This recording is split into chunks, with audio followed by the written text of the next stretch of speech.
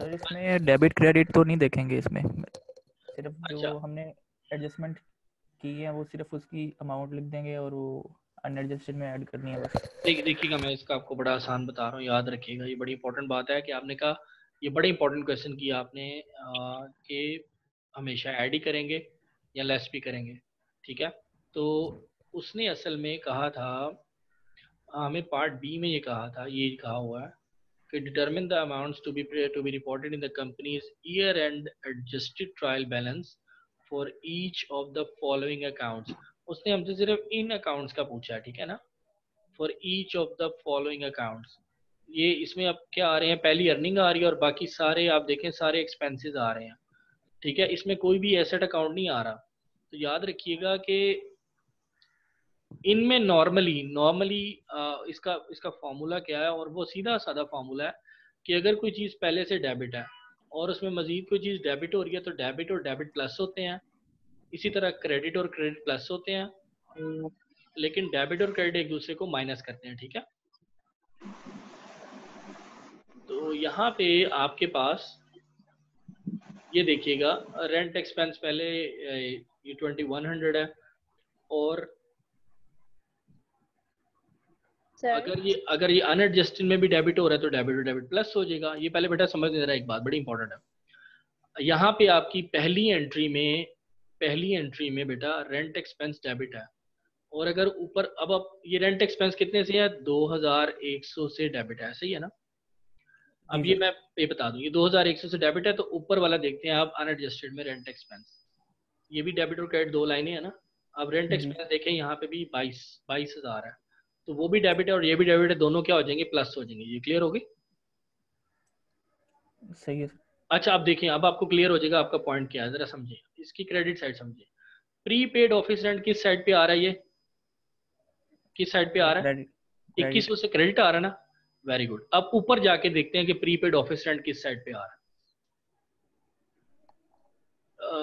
ये देखिएगा, prepaid office rent यहाँ पे किस साइड पे आ रहा है, डेबिट। डेबिट साइड पे। तो मुझे बताएं, यहाँ पे 6300 डेबिट है और नीचे 2100 क्रेडिट है, तो इसमें क्या करेंगे, प्लस करेंगे या माइनस करेंगे, लेस करेंगे। Very good. ये बस आपने, बस ये लेस कर आपने देंगे। याद, फॉर्मूला ये है, डेबिट में डेबिट प्लस होगा और सर डेबिट एक में, जगह माइनस होगा तो अगली जगह प्लस होगा वो। बिल्कुल। ये आपने बस हर हर एंट्री को ऊपर जाके देखना है अनएडजस्टेड में कि क्या वो पहले डेबिट है या क्रेडिट है। ठीक है, अगर आपकी एंट्री में वो चीज डेबिट हो रही है तो आप ऐड कर देंगे दोबारा से, अगर ऊपर भी डेबिट है। और अगर ऑपोजिट साइड की है, ऑपोजिट साइड हमेशा माइनस होंगे, और अगर सेम साइड है तो वो प्लस होंगे। बस ये याद रखें।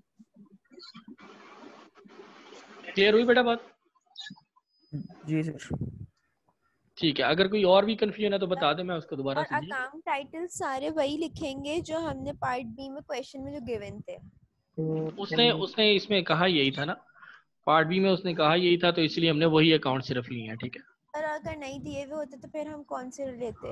अगर नहीं दिए तो फिर आप सारे के सारे अनएडजस्टेड वाले लेते, सारे के सारे ये अनएडजस्टेड वाले सारे जितने भी आ रहे हैं ना, ये सारों में एडजस्टमेंट करते हैं आप, जिसमें प्लस होता है उसके आगे प्लस। अब देखिएगा, मैं अगर मुझे अकाउंट नहीं दिए होते बेटा, ठीक है, और मैं कहता हूँ कि इसका एडजस्टेड ट्रायल बैलेंस बनाएं, ठीक है। अच्छा, आप देखें, आपकी ड्यूरिंग दीज ट्रांजेक्शन कोई कैश की ट्रांजेक्शन आई है, मुझे बताएं। ये नो सारी सर। ट्रांजेक्शन जो आ नो रही है सर। इसमें कोई कैश की नहीं आई, तो इसका मतलब है सही। कैश में कोई चेंज नहीं आएगा, ये ऐसे ही लिखा रहेगा। ठीक है। अच्छा, कंसल्टिंग फीस रिसीवेबल यहाँ डेबिट हो रही है, ऐसे ही है। कंसल्टिंग फीस रिसीवेबल की एंट्री आई है, इसका तरीकेकार मैंने बता दिया बेटा, आपने कैसे एडजस्ट करना है। वन बाय वन चलते जाएं, डेबिट को उठाएं फिर क्रेडिट को उठाएं और ऊपर एडजस्ट करते जाएं। ठीक है, बड़ा इजी हो जाएगा। ठीक है। अच्छा, एक और मैं बता देता हूँ अब आपको एग्जाम्पल, फॉर एग्जाम्पल हम सेकेंड एंट्री पकड़ते हैं यहाँ से, ड्यूज एंड सब्सक्रिप्शन एक्सपेंस क्या हो रहा है यहाँ पे, debit. Dues and subscription expense debit हो रहा है, ठीक है। अगर ऊपर देखते हैं, ऊपर ऊपर ऊपर भी अगर ये डेबिट हुआ तो ऐड कर देंगे, अगर क्रेडिट हुआ तो क्या कर देंगे, माइनस कर देंगे। ठीक है, ओके। तो हम ड्यूज एंड सब्सक्रिप्शन एक्सपेंस, ये देखें बेटा, ये यहाँ पे डेबिट हो रहा है, तो वो नीचे वाला डेबिट उसमें ऐड हो जाएगा। ठीक है, सर जिसमें चेंज नहीं आ रहा बस उसको कॉपी करते जाएंगे, जिसमें चेंज नहीं आ रहा उसको लिखते बिल्कुल नहीं जाएंगे। बिल्कुल बिल्कुल उसको सेम अमाउंट से लिखेंगे बेटा। देखिए अब कैश में कोई चेंज नहीं है ना, तो कैश सेम अमाउंट से लिखेंगे। तो ये मैं एडजस्टेड ट्रायल बैलेंस बनाना सिखा रहा हूँ आपको, ठीक है। सही। अब अगली एंट्री की तरफ आए बेटा। ये देखिएगा प्रीपेड ड्यूज एंड सब्सक्रिप्शंस, ये यहाँ पे क्या हो रही है, क्रेडिट, क्रेडिट साइड पे आ रही है ना। Prepaid dues and subscriptions credit side पे आ रही है $50 से।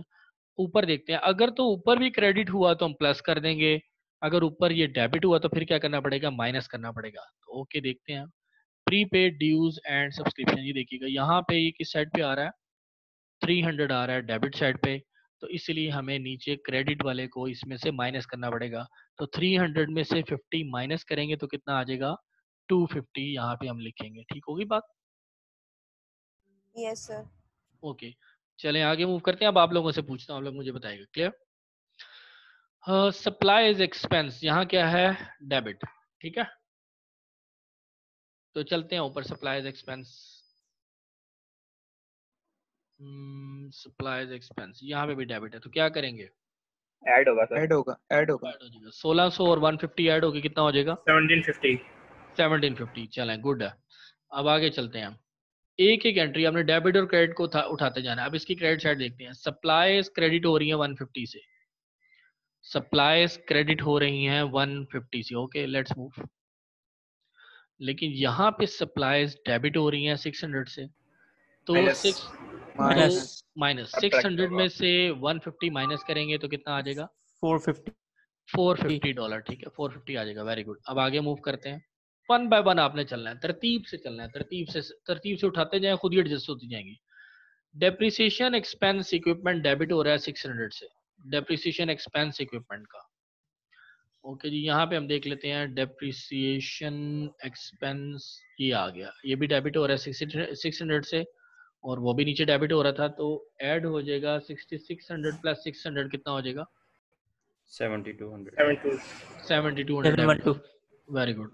अच्छा अब मुझे बताएं जरा आप लोग, इम्पोर्टेंट जो है ट्रांजैक्शन, वो एक्यूमुलेटेड डेप्रिसिएशन इक्विपमेंट की है 600 से, आ रही है आपकी किस साइड पे आ रही है जनाब, क्रेडिट साइड पे, ठीक है। क्रेडिट ओके ये याद रखिएगा, क्रेडिट साइड पे 600 से एक्यूमुलेटेड डेप्रिसिएशन। तो चलते हैं देखते हैं ऊपर, यहाँ पे देखें, यहाँ पे देखें एक्यूमुलेटेड डेप्रिसिएशन किस साइड पे आ रही है, क्रेडिट।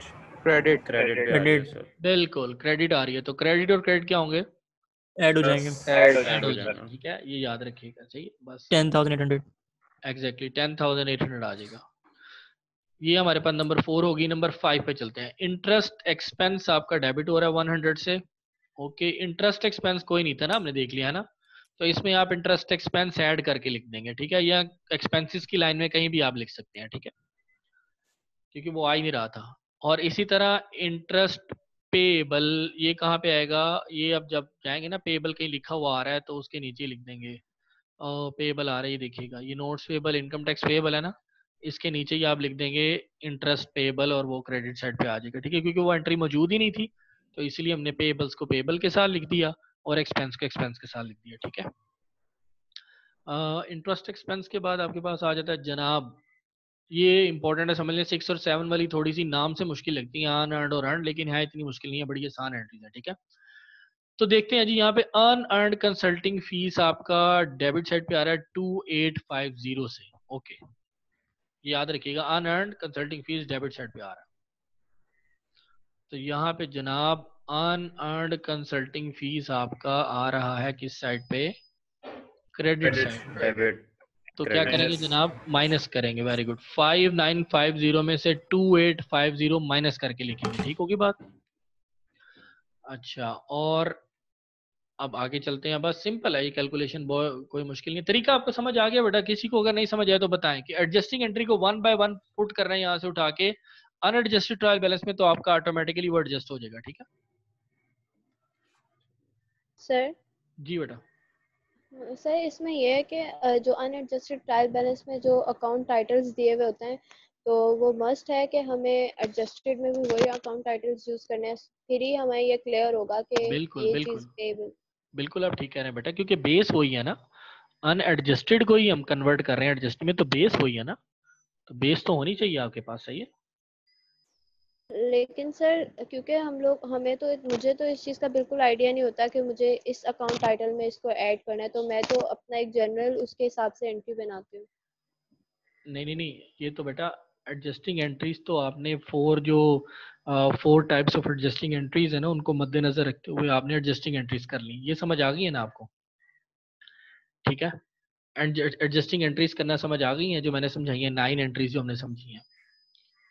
जी सर। ठीक है, अब आप मुझे बताएं बेटा, अब मैं इस यहाँ से क्या कर रहा हूँ, ये एडजस्टिंग एंट्रीज को उठा के ना मैंने इनका लेजर बना रहा हूँ, टी अकाउंट्स भी नहीं बना रहा, और आगे मैं बल्कि इनको टी अकाउंट्स वगैरह स्किप करके सारा प्रोसीजर डायरेक्टली यहाँ से उठा के किस में एडजस्ट कर रहा हूँ, ट्रायल बैलेंस में। ठीक है, तो जो चीज़ डेबिट है और पहले से वो डेबिट ट्रायल बैलेंस में अनएडजस्टेड में, तो वो ऐड हो जाएगी, यानी डेबिट और डेबिट ऐड होगा, डेबिट और क्रेडिट लेस होगा। अब आप ही मुझे बताएं बेटा, ये जरा मुझे थोड़ी सी प्रैक्टिस कर लें, आपको क्लियर हो जाएगा थोड़ा। ये देखो 6 की हमने फर्स्ट एंट्री कर ली, सेकंड वाली जो क्रेडिट साइड पे है ना 6 डेट की, सॉरी 6 डेट नहीं है, 6 नंबर है, ये सारी 31 दिसंबर को ही एंट्री। कंसल्टिंग फीस अर्नड यहाँ पे किस साइड पे आ रही है बेटा बताओ?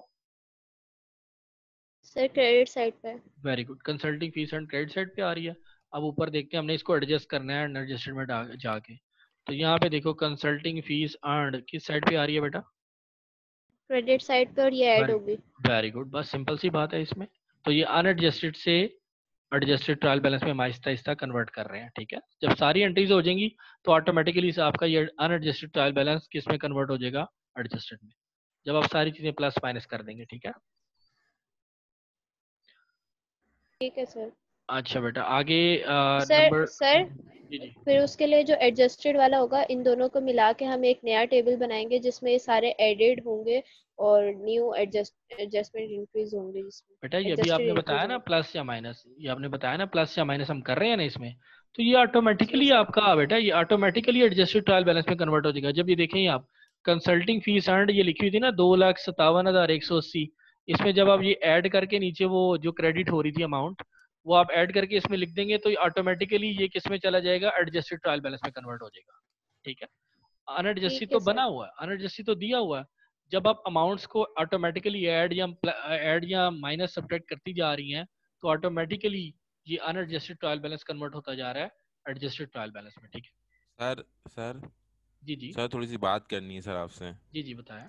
सर हम जो सारे स्टूडेंट्स हैं सर, हमारा जो है वो बैकग्राउंड इंजीनियरिंग है या अलग अलग उसके कॉमर्स बैकग्राउंड के हम लोग हैं नहीं, तो हमारे तो ये बिल्कुल एक तरह से बहुत मुश्किल भी हो रही है और समझ भी बड़ी मुश्किल से आ रहा है।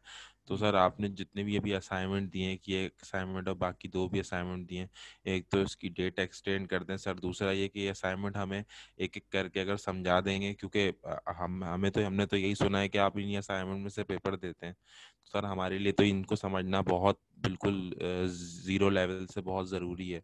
ठीक है, तो ये इसको कर दें आपकी अब पेपर की अगर। डेट शीट आ गई है कोई मेरे ख्याल में डेट शीट? ये सर जी सर आई है। एफए का मिड शायद होगा। हाँ मेरे तो है, मेरे 11 ख्याल 11 को 11 है ना? नवंबर है सर। जी 11 11 को नवंबर होगी, है सर। अच्छा 11 को है ना? तो हमारे पास अभी 1 नवंबर है, फिर 8 नवंबर है, नहीं फर्स्ट की सिर्फ एक लास्ट लेक्चर है। ठीक है, फर्स्ट के बाद मेरे ख्याल 8 का आपका एग्जाम होगा कोई ना कोई। Yes sir. तो ऐसा है कि नेक्स्ट लेक्चर में हम असाइनमेंट्स को मजीद टाइम दे देते हैं। ठीक है, ऐसे सही कर है लें, सर, बहुत। यस सर, बहुत सर, थैंक यू ठीक सर। हो गया। और आप लोगों की जो कन्फ्यूजन है उसको भी दूर कर लेते हैं, और इस तरह का हम कोई ना कोई प्रैक्टिस कर लेंगे जो सर क्वेश्चन। हमने अभी तक इनकम स्टेटमेंट तो नहीं पढ़ी है ना?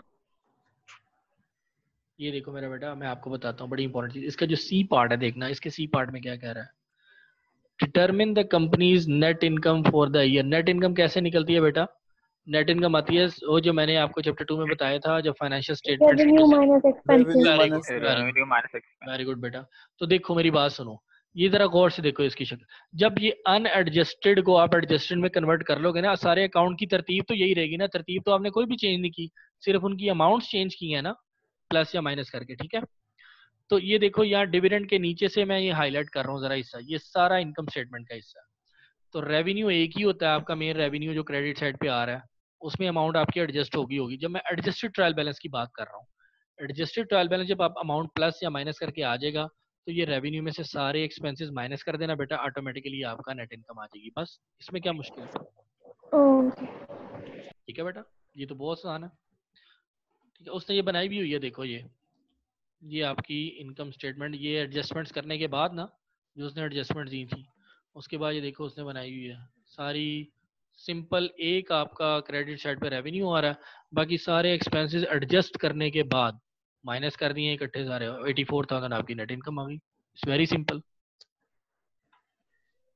ठीक है। अच्छा अब मुझे बताओ कोई और बात बेटा इसमें समझ नहीं हो, क्योंकि हमने ABC तीनों कंसिडर कर ली हैं। इसमें कोई और चीज़ जो किसी को नहीं समझ आई इजीली डिस्कशन करें मुझसे, प्लीज समझें। It's very important time. ठीक है। और पूछने में बिल्कुल हेजिटेट ना करें, छोटा सा छोटा पॉइंट भी। ठीक है बेटा। मैं बिल्कुल बार बार समझाने के लिए रेडी हूँ, क्योंकि अंडरस्टैंडिंग ज्यादा जरूरी है मेरे ख्याल में रट्टा लगाने से। ठीक है। तो कोई छोटे से छोटा माइनर पॉइंट भी आपको नहीं समझ आ रहा वो मुझसे पूछें। क्लियर। अच्छा ये मैंने डेमोन्स्ट्रेशन प्रॉब्लम आपको करवाई है ना, इससे बिल्कुल मिलती जुलती जो प्रॉब्लम है ना इसमें, जो मैंने आपको एज एन असाइनमेंट दी है, वो मैं नेक्स्ट में आपको, आप ट्राई कीजिएगा। मैं आपको नेक्स्ट में, आप 2 प्रॉब्लम, इतना टाइम तो होता नहीं है क्योंकि बाकी चीज़ें भी अगर रिवाइज करनी है तो लिमिटेड टाइम में आप कोशिश करें। इसके अंदर जो प्रॉब्लम अगर आ रही हो, ये प्रॉब्लम मैंने दी है आपको 4.1A और 4.2A। ठीक है। ये मैं क्लास में करवाऊंगा। और असल में इन्होंने ना प्रॉब्लम सेट बनाए हुए हैं बिल्कुल सेम साइमल्टेनियस। एक प्रॉब्लम सेट ए है और उसके नीचे प्रॉब्लम सेट बी है, तो इनकी सेम प्रॉब्लम्स होती हैं। जो प्रॉब्लम सेट ए में होती है ना, उसी तरह की बिल्कुल मिलती जुलती प्रॉब्लम सेट बी में होती हैं। सिर्फ फर्क क्या होता है, कंपनी का फर्क होता है और अमाउंट्स का फर्क होता है बस। बाकी स्ट्रक्चर सेम होता है, याद रखिए। ये प्रॉब्लम, अब ये 4.1 बी है ना और 4.1 ए, ये सेम प्रॉब्लम होगी, सिर्फ कंपनी का फर्क होगा और थोड़ा अमाउंट्स का फर्क होगा, बाकी सेम होगी। ठीक है।